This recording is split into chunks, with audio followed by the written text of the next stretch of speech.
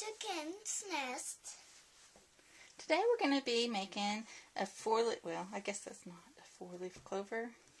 3-leaf clover shamrock card for St. Patrick's Day. We're going to be using a Child's Year cartridge.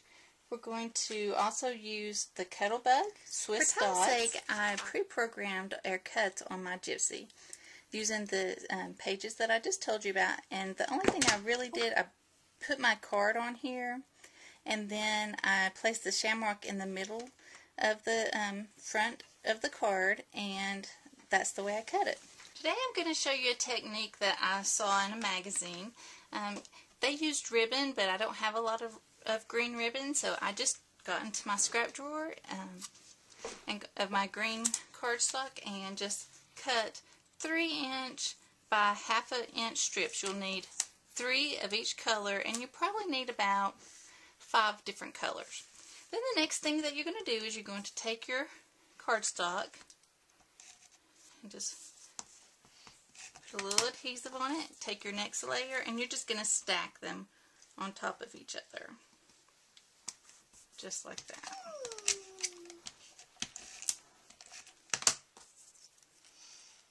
I want to do one.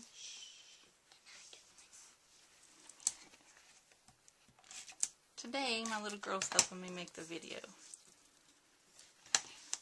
Turn it over. And you want to make that about halfway. Just like that. Very good. And when you get done layering these, when you get done layering these, you'll get something that looks like this. It doesn't have to be perfect, just kind of a stacked layer. So you're going to do that, and you're going to make 3 of these. Now that we have our 3 sets of our pieced together cardstock, we're going to just overlap them like so.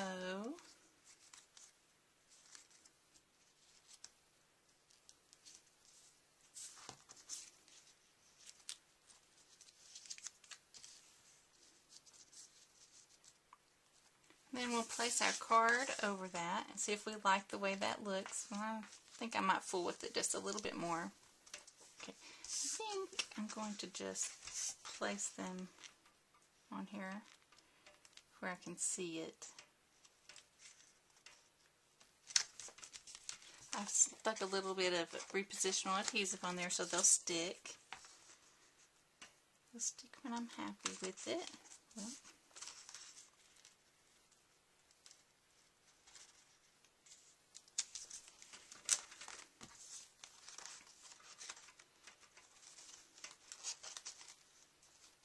yeah, that's much better. Don't worry that we have a little bit hanging off there. All we have to do is flip it over and use our scissors and cut that off. Now that we have our paper where we want it on here, we're going to go ahead and finish assembling the card. I have pre-scored the card where the little niches are that the Cricut cut for us, so I'm going to go ahead and fold that over. And then I'm going to take my ribbon. This is by Paper Tray Ink. It's the white Swiss dots. I'm just going to use the cheater method since we already have a mess over on this side.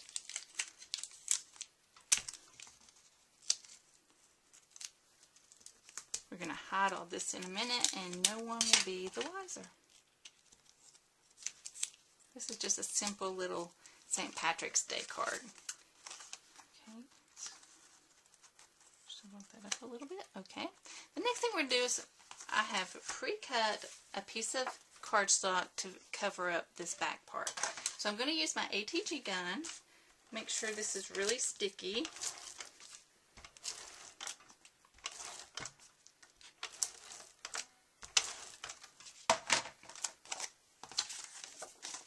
The way that I'll do this is I'll line it up with my card base. And then flatten.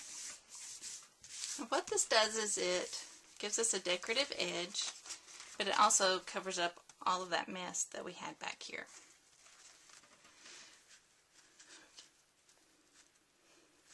The next thing we're going to do is we're going to take another piece of our ribbon, and we're just going to go through and tie a little bow.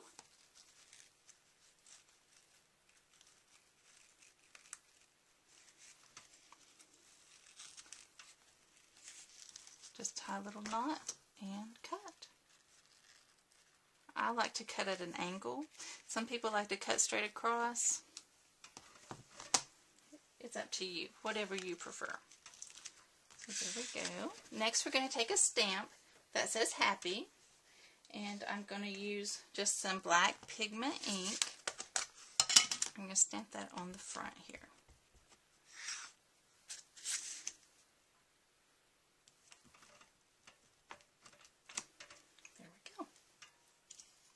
We'll come back to that in just a moment.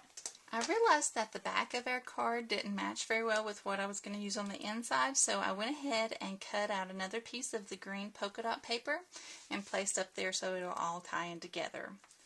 Then, using the Child's Year cartridge, I cut out the St. Patrick's Day clover card feature, and this pre-cuts the little clovers on your card. And then I just cut that front piece off.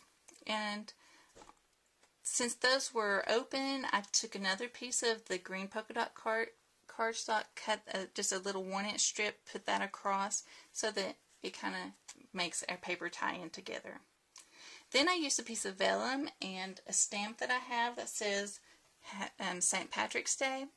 And I stamped that on the vellum and placed that on the card.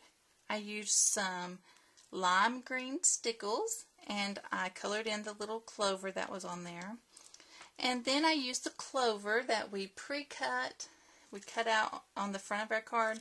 I just inked around the edges of that with the Color Box chalk ink, and I put some pop dots on it to give it some dimension and placed that on here.